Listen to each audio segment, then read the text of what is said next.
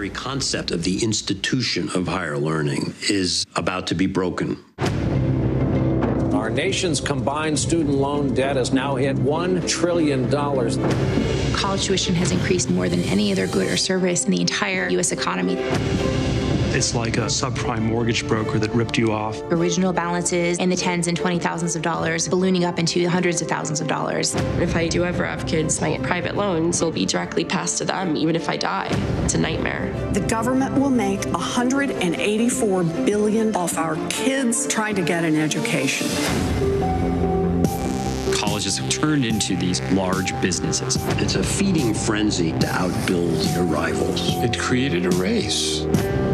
You've got to cater to out-of-state students who want to party.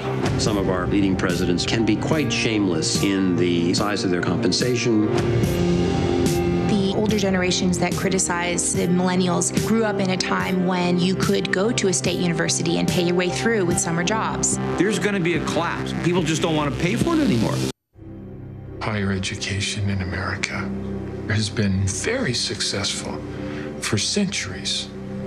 But now things are changing because the scale and the cost is enormous.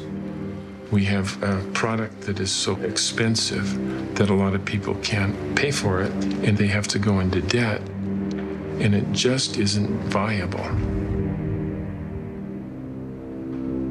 The rise in student tuition is unsustainable. We cannot continue to charge significantly more year after year after year without running into some kind of a brick wall. College tuition has increased more than any other good or service in the entire U.S. economy since 1978. In this clip from the Ivory Tower, Anya Kamenetz explains the specific challenges millennials face today. She's the author of Generation Debt.